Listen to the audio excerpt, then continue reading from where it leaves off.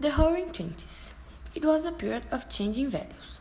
The woman was released and conquered the right to vote. Homosexual couples felt free to show themselves in parties and meetings of high society. The youth was called the Lost Generation by its way of alienated and superficial life that was portrayed by Sinclair Lewis in his works Main Street, 1920, and Babbitt, 1922, and by Scott Fitzgerald in The Great Gatsby, 1925. The music was highlighted by the jazz, a rhythm of African influence born in New Orleans. It became popular and influenced in Eastern music. A huge audience was attracted by jazz for the nightclubs of Harlem. Duke Ellington, Louis Armstrong, Billie Holiday, Ella Fitzgerald, and Sarah Vaughan were great jazz artists in this time.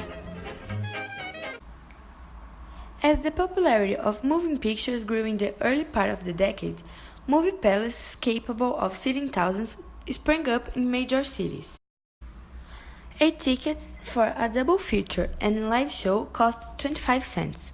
For a quarter, Americans could escape from their problems and lose themselves in another era or world. People of all ages attended the movies with far more regularity than today, often going more than once per week. By the end of the decade, weekly movie attendance swelled to 90 million people. The silent movies of the early 20s gave rise to the first generation of movie stars. The projections of the films was followed by live music. The main artists of the decade were Greta Garbo, Bebe Daniels, Rudolph Valentino, and Charlie Chaplin. Captured the attention of the American viewing public more than Charlie Chaplin.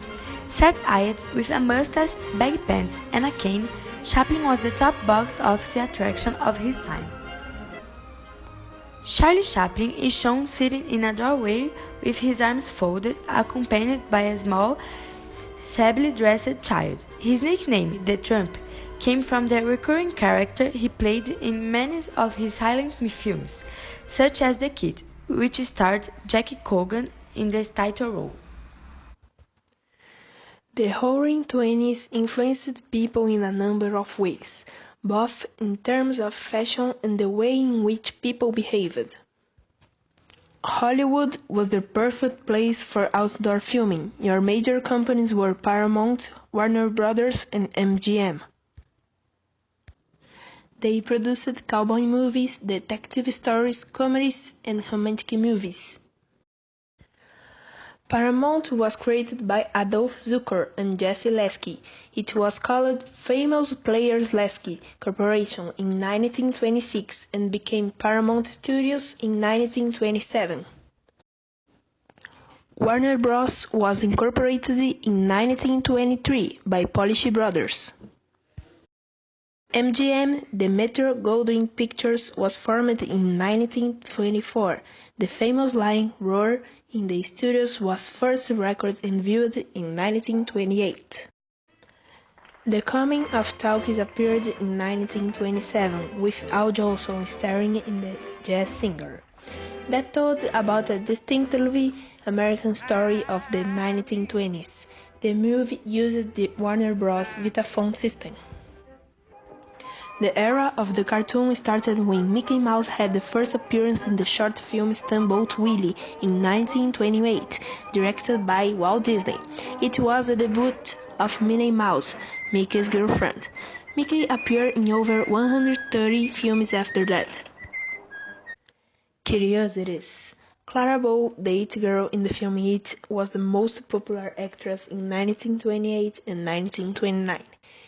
In 1929, the Oscars were established to honor films.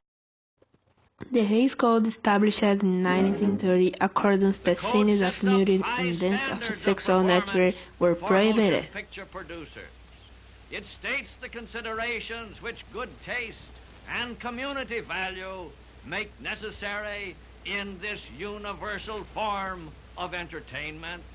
Respect for law. Respect for every religion. The years 1930 were not easy for Hollywood. The movie industry was still crawling when it was hit by a strong American economic crisis that shocked this decade. In the United States, the decade of 1930 is marked by the dominance of the big Hollywood studios, who years before had fought against the field of Motion Pictures Patent Company, identifying all styles. Metro-Goldwyn-Mayer was known for its stars in quality films. The for Columbia Pictures for the comedies of Frank Capra, and Warner Bros. For his social dramas and gangster movies.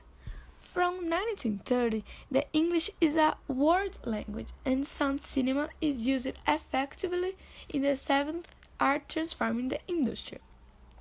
The actors began to pay more attention to the voice. The studios saw the most expressive actors theater, and writers were forced to see the characters through words. Moreover, also enabled the birth of a new genre, the musical appearing.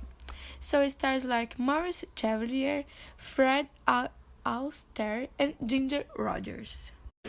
Considered one of the best productions of horror movie until today, Frankenstein 1931, Boris Karloff made the final interpretation of the creature created by writer Mary Shelley. As the fantasy genre, the story of the giant King Kong 1933 that is a broth to New York was revolutionary in the use of stop motion.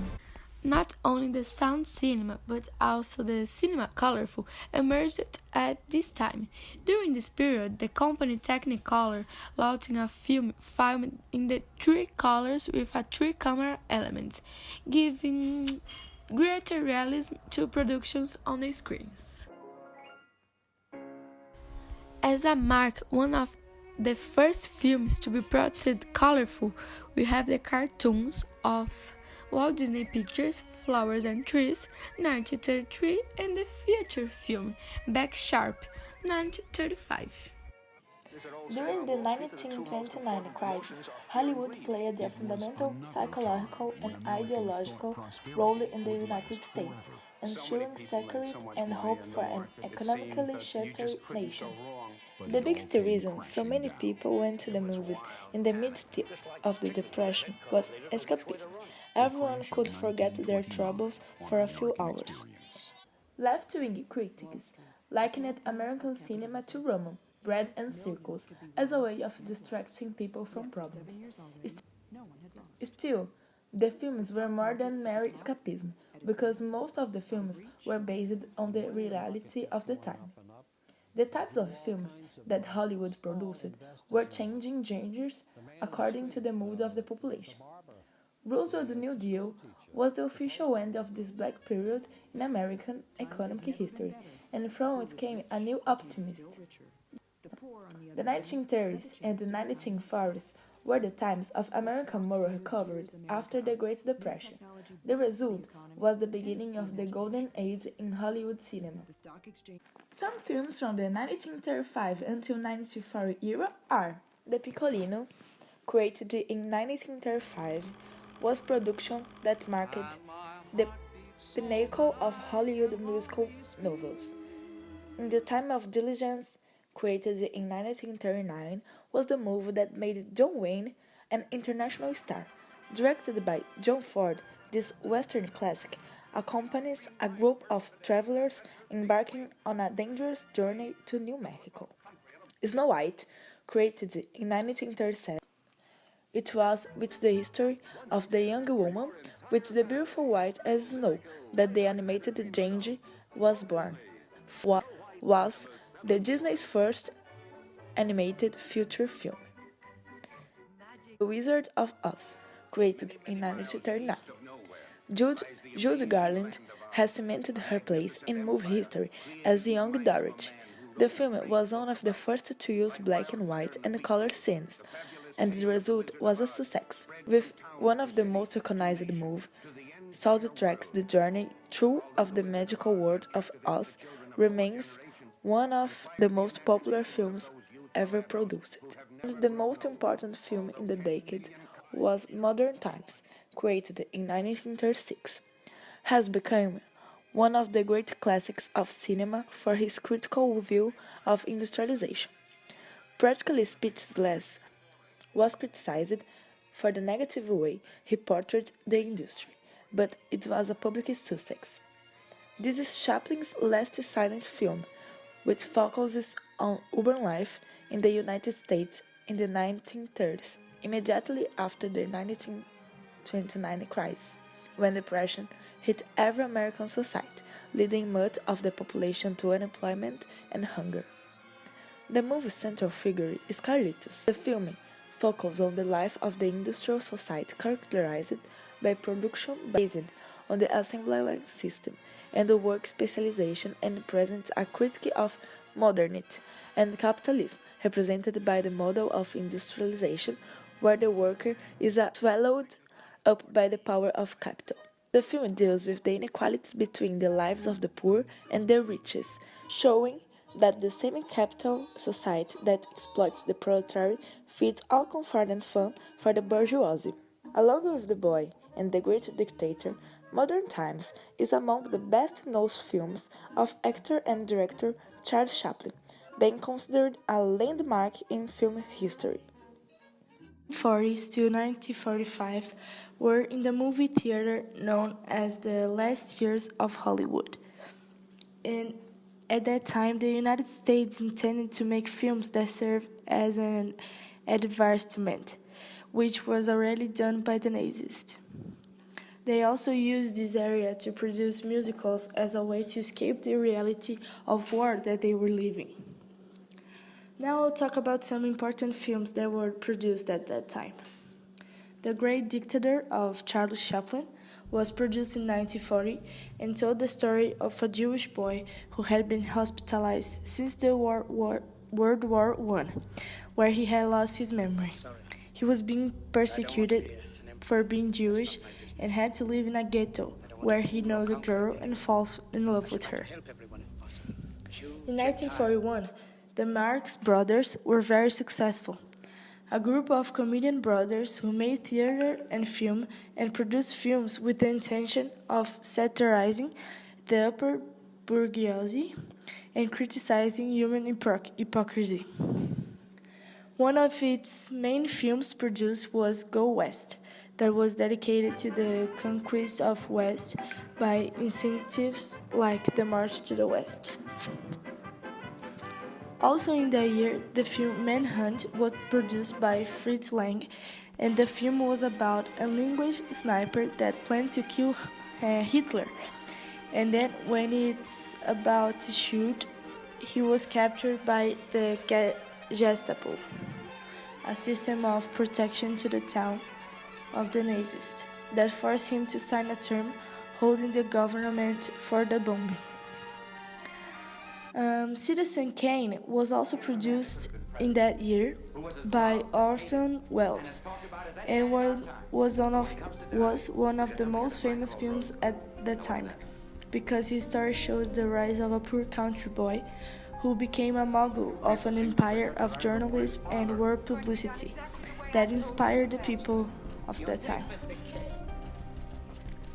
In 1942, Eugene Jacques produced a very important documentary for American cinema. It was called Why We Fight, and he tries to explain why the war against Germany, Italy, and Japan was indispensable for the freedom of the country. It contained a critical and compelling analysis of the formation of the North American military industrial complex. Also produced in that year by Michael Curtiz is the film Casablanca, that during the story shows characters meeting to escape from Nazis during World War II. In 1945, the year of the end of the war, the film Objective Burma was produced by Raoul Walsh and tells the story of a troop of parachutists that during World War II invades Burma, that was occupied by Japanese, to destroy an important radar station. The mission succeeds, but when they return to the rescue point, they found Japanese a Japanese group waiting for them. And in the final year of that time, the year after the war, 1946, William Wheeler produced the film The Best Year of Our Lives, which chronicled the story of three men, a former sergeant, a former pilot, and a sailor, returning home after the war, and were going through the phase of rehabilitation to their families and dealing with the trauma experienced. Well, that's it, guys. I hope you like it and remembered something about the cinema in that decade. Thank you all, and kisses.